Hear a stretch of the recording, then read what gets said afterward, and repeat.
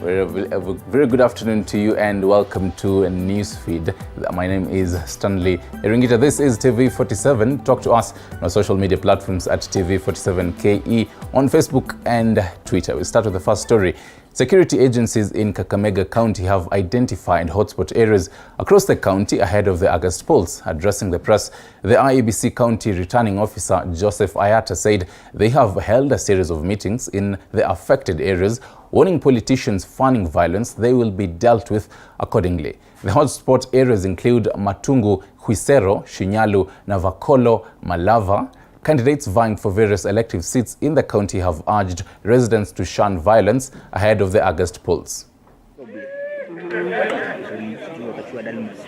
Security team, the commandant and the sub-county commandant, we met here the other day and we discussed the security situations in some areas where we have some issues like Matungu, Khwisero, Navaholo and Shinyalu and some part of Malava. I think we are on top of them. The message I'm sending to the aspirants, wherever they are, please just follow the law, because if you don't follow the law, we are ready with some sanctions. Some of those sanctions are not pleasing. So I want to confirm today that Malava is a hotspot for violence. We have witnessed some incidences of violence. And I condemn this in the strongest manner. I appeal to the people of Malava to run their campaigns peacefully, and the people of Kakamega County as a whole. Elections will come and pass, but we shall remain brothers and sisters. Let us stretch our arms, hold each other, and build this county together. We need each other. We need to harness our diversity. Kama juzi kumekuwa na wasiwasi kidogo ya kwamba sijui vitu zinaingizwa kisiri, sijui nini. Wasiwasi kama hiyo tunaomba kwamba iweze kumalizwa, kwa sababu huwa inaanza kidogo hivyo na baadaye inakuwa ni kitu kikubwa. Mwaka 2007 ilianza hivyo ya kwamba kura zitaibiwa, kura zitafanywa nini, kura itakuwa hivi, mwisho nchi ikaungua.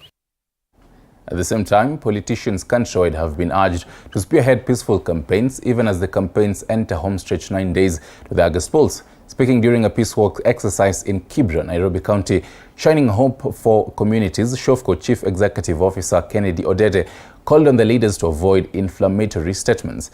Boda operators in the area have also been cautioned against being used to propagate violence.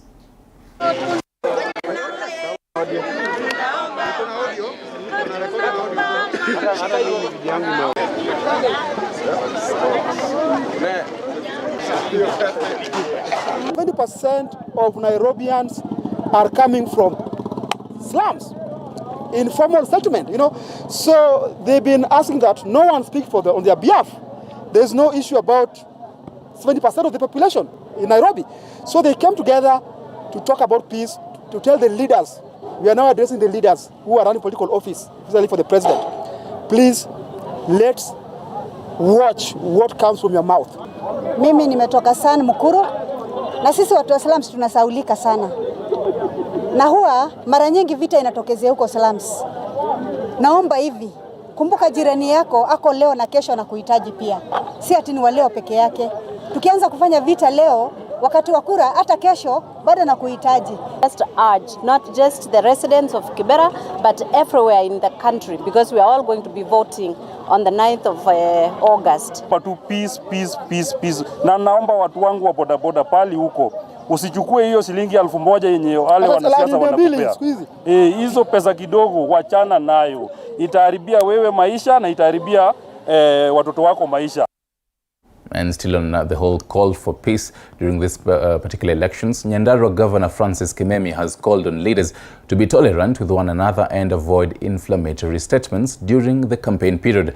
According to Kimemia, it is important for Kenyans to coexist peacefully to ensure a better country. He spoke during a meeting with women in Kipipiri constituency, where he urged them to vote for him in the August polls to ensure meaningful development in the area.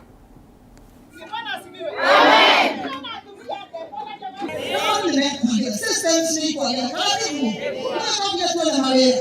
No angekona no ahe.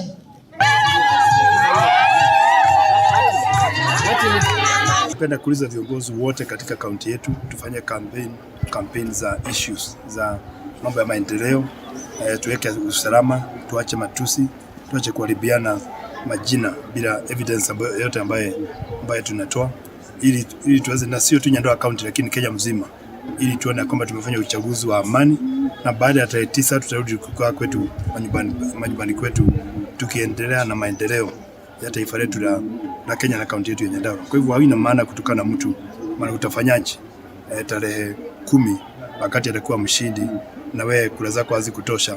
Tutaendelea kuishi kama ndugu na dada. Hiyo ningependa kuuliza wananchi wetu, tuache kuwa na roho mbaya. Pia tumeuda kundi la mama wajane na wazee wajane.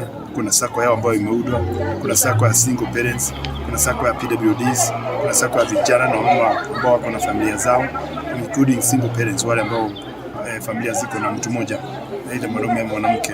Pia tumeanzisha hizo na tumeweka pesa katika budget yetu tuweze kusaidia hizi familia, ili jamii ya Nyandarua County ambapo maskini umekuwa hapo mbele umesumbua watu waweze kuisha. To some coastal politics now, and ODM leaders in Kilifi County are optimistic of emerging winners in the August elections, maintaining that the county remains an ODM stronghold. At the same time, the leaders and residents have thanked ODM party for nominating Fikirini Jacob, a youth from Bamba in Ganze constituency, in the Senate. They have urged the residents to turn out in large numbers on the election day so as to vote for their preferred future leaders, while drumming up support for the Azimio presidential candidate Raila Odinga. Lama zetu hazijui hizi mambo ya anole hizi za show, hiyo ni mngaro mkiunga. Nachukua nafasi hii kushukuru kwa ile nafasi ambayo amepewa ndugu yetu Fikirini Jacob. Kama kijana mwenzetu pia sisi tunajivunia kama watu wa Ganze, kwa sababu kwa miaka yote hiyo hatuja hesabu kupata nafasi kama hii, lakini kwa saa hii tunashukuru kama vijana tukiwa na kijana mwenzetu akituwakilisha pale bungeni katika ile upande wa Senate, pia sisi tutakuwa na sauti katika serikali. Kwa fikia leo ukiangalia hata wale wanafanya polls utakuta kwamba tutapita zaidi ya 70%. Kile ambacho kimebakia sasa ni kuhakikisha kwamba tunachunga kura zetu na tuhakikishe kwamba watu wanatoka kwa wingi kwenda kupiga kura. Hilo ndio swala ambalo ni muhimu zaidi. Tumejaribu kuona ile mambo kidogo kidogo ambao watu wamekuwa wakijaribu kuvuruga, na tumejaribu kuiangazia na tunaifuatilia kwa karibu. Kwa hivyo la muhimu tuko kwa mikutano ni kuambia watu ikifika ile tarehe 9 mwezi wa 8 wajitokeze kwa wingi zaidi, kwa sababu 70% ya kura kidogo itakuwa si kura nyingi, lakini wakitokea 70% ama hata zaidi itakuwa mambo ni mazuri. Na wale wachache ambao wanaonyesha kwamba hawajaamua ni wale ambao pengine walirushiwa kafurushi, lakini nataka niwaambie kwamba hiyo pesa kama ulikula ni bahati yako, kilichobakia ni kupigia ODM ili tupate maisha. Right, elsewhere, former Nairobi Governor Mike Sonko has ditched Azimio La Umoja, One Kenya Coalition party, and officially joined the Kenya Kwanza Alliance political fold hours after he declared that he will join forces with UDA Mombasa gubernatorial candidate Hassan Omar. Sonko was officially received to the Kenya Kwanza team by Deputy President William Ruto at his offices based in Karen. At the same time, the embattled Mombasa gubernatorial hopeful filed a court to reinstate the reinstate the revocation of his candidature by the Independent Electoral and Boundaries Commission, Mombasa returning officer Swala Yusuf, seeking stay orders of the revocation of his clearance and as well orders to halt the printing of ballot papers for the Mombasa gubernatorial race.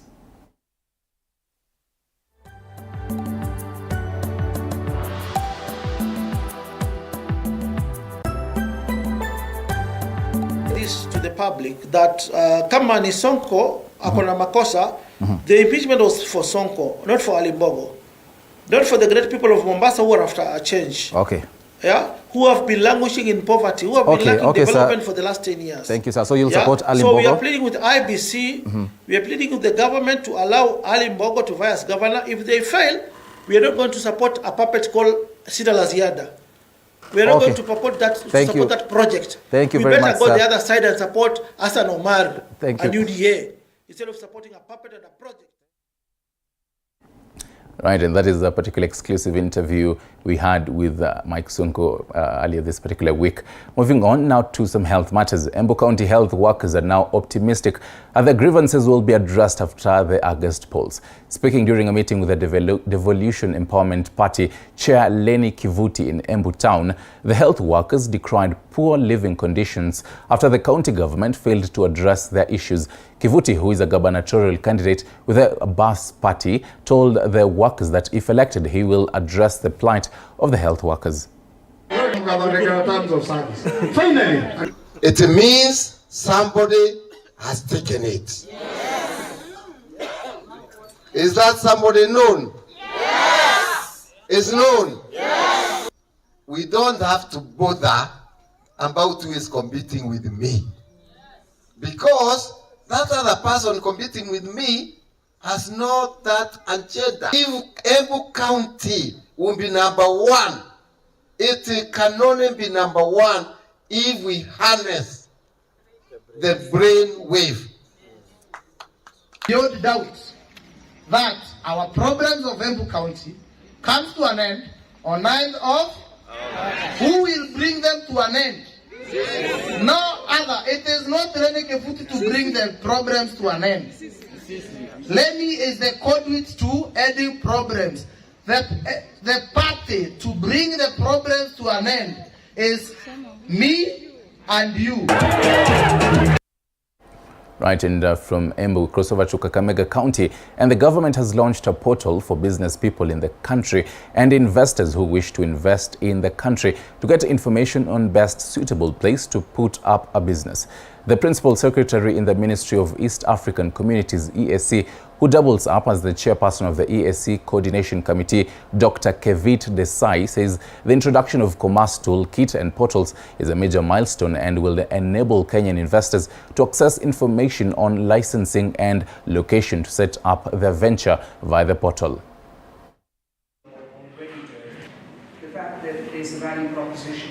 Achievement which consolidates our efforts as far as government's key strategy from the onset of the chairmanship, which was to promote commerce, to drive inclusive development, self-reliance and resilience, is the formulation of all the tariff lines, which equate to 1,600 tariff lines, to be part of the African Continental Free Trade Area. And from Kakamega, we'd be able to address and promote commerce within the context of 44 additional countries as an EAC bloc. The business community in Kakamega, we are excited because there are specific things that he has mentioned in why he was coming here. And one of the things that came in outright was the toolkit that they have developed for businesses, both at national level and the county level, that every business person who is thinking of investing in Kakamega can go to the portal, be able to know which zone he is in, and be able to know the licenses that are able to apply to them. And so that it is actually giving us as a county a framework where we are going to look at it and be able to engage the county government in an effective way. Meanwhile, Mount Kenya Nanyuki Forest Association, in collaboration with the Kenya Army Barrack, has embarked on a project to plant over 1 million trees in Mount Kenya Forest, aiming to mitigate climate change and promote environmental conservation. Nanyuki has been experiencing water rationing during dry seasons, despite the county government's efforts to dig boreholes. The association has, however, called on the youth to participate in environmental conservation while urging the government to consider constructing water reservoirs to help collect water during rainy seasons to curb water shortages during the dry seasons. Miti ni kutengeneza mazingira yetu ili mazingira yetu yawe masafi, na pia tukue na ile hali ya kuvuta mvua, kwa sababu mvua wakati ambapo tunapanda miti, ukame unapungua, na kwa hivyo tunaweza pata mvua ya kutosha. Ni vizuri county government yetu na serikali kwa pamoja tuangalie vile mto yetu inakauka, kwa sababu tukiendelea hivyo tunaona hakutakuwa kuzuri. Mito karibu siku hizi imekauka, na reason moja ya kukauka kwa mito ni kuharibiwa kwa misitu huko juu kwa catchment areas, na tukipanda miti kwa catchment areas tayari mito itarundi, na vile tulisema kitambo Tayari miti ni uhai. Tushikane mkono, tushunge mazingira na tuwe tunaweka maji ya dams. Tujengewe madams. Kama huko tuko na intake, kuwe na dam. In future vile hii town yetu, area yetu imekuwa na maprosi mingi, hatutakuwa tukipata maji. Ile intake tuko naye ilijengwa kitabu. Watu population imekuwa mingi. Tungeomba serikali kuu ione in future tutakosa maji. It's a sign of relief for the Keroche breweries after the Kenya Revenue Authority KRA reopened the factory Friday. The factory is expected to resume productions on Monday next week, according to communications from the operations director. Our reporter Willie Dennis Njiru with this story. Following last week's directive by Justice Alfred Mabea on the 14th of July directing KRA to unseal the packaging line, store and reactivate the excisable goods management system, and for the company to pay 8 million shillings within 7 days. KRA Deputy Commissioner in charge of enforcement Mutembe Inyaga led a team of officers to reopen the breweries this Friday. We are complying with the order issued by Justice Mabea on 14 July 2022 and also directions which were issued on 28 July by Justice Mushila. Directions which required KRA to reopen the factory before the hearing of this matter, which is supposed to take place on 2nd of August. The effort now concretes an approach for the company to reminiscence over 400 workers sent home on unpaid leave last month as the tax collector shut down the brewery after it disagreed an arrangement to pay tax arrears totaling to 300 million shillings. Only if we are able to get back to production next week, if all goes well, because we don't know how many staff will get back. Some of our engineers are back to their countries abroad. The breweries that is expected to fully resume business on Monday next week face a myriad of challenges that include winning back customers who had since moved to other products before full recovery. We have competition, and our consumers, those who consume our products, some might have moved to other products, and we'll have the work of convincing them to get back to their favorite brands. And that is, it will take a lot of effort. Initially, KRA released communication to numerous banks in contradiction of imparting the brewer, thus paralyzing its functions. Of course, that matter is in court, and KRA has done an appeal, and we are waiting for the process to continue until the court determines how these issues should be handled. Reporting for TV 47 from Naivasha in Nakuru County, I'm Willie Dennis Njiru. Right, thank you for that story, Willie Dennis Njiru. Moving on, the National Authority for the Campaign Against Alcohol and Drug Abuse, NACADA, has sensitized the youth in Mombasa City County on the importance of embracing and promoting peace ahead of the August polls. Speaking during the Youth Leaders Forum on peaceful elections that brought together at least 500 youth leaders, NACADA Chief Executive Officer Victor Okioma urged the youth to be agents of peace instead of being used by politicians to cause violence. However, they have emphasized on politicians to also be peace ambassadors and avoid inciting youth and facilitating criminal activities.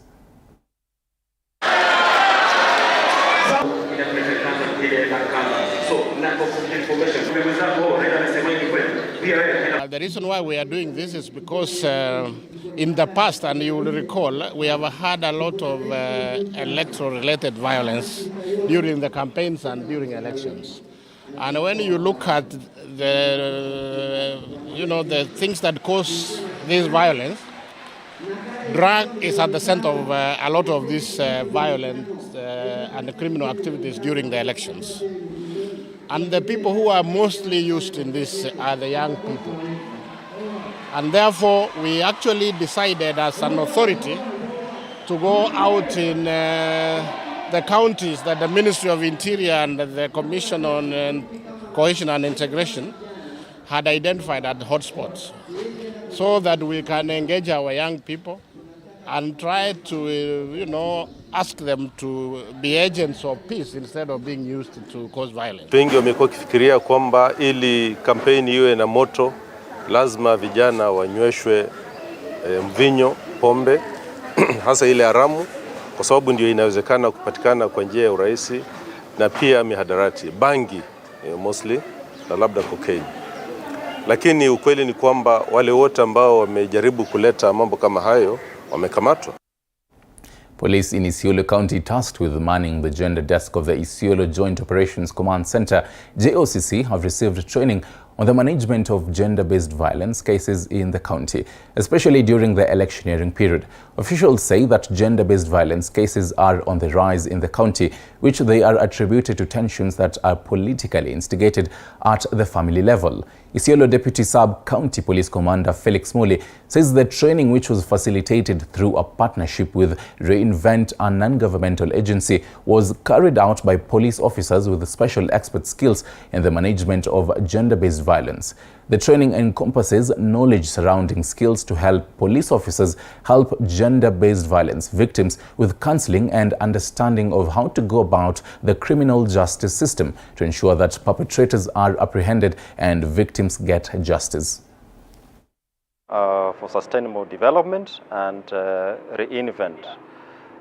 It involved teaching our police officers how to handle gender-based violent cases, starting from prevention of the same, handling of the same, investigations, and working throughout the criminal justice system with the victim, so that at the end of it, justice is served and we are able to ensure peace and security, especially during this time of elections. And we are pleased that the training was done very well by themselves, the police officers who facilitated the training, and we hope that the police will have more skills on manning the job center and also receiving the calls before election, during election, and after election. Any victims, any violence, any gender violence that has happened inside Isiolo County. Right, back to some health matters. And teenage pregnancy, gender-based violence and unprotected sex have been identified as the main causes of the spread of HIV and AIDS among young girls in the country. Speaking during the launch of HIV prevention campaign in Embu County, Health Permanent Secretary Dr. Susan Mochache said 773 children were born with HIV and AIDS last year. Mochache urged mothers to attend prenatal clinics to avoid mother-to-child transmission. National AIDS Control Council has raised concerns on the number of youths refusing to take the ARV drugs. Katika hali ya kujiuza mwili na ndio inawakuwa exposed sasa kupata HIV is 7,592 adolescent girls. Hao ni wasichana peke yake between 15 and 19. Na hapa Kiambu mwaka uliopita tulikuwa na cases 16,476 ya GBV. Na hiyo imeongezeka by 91%. Kuonesha kwamba jamii imepotea mwelekeo kabisa. Rate of HIV in our county is 2.7%. This means that out of 100 people, about 3 will have the virus.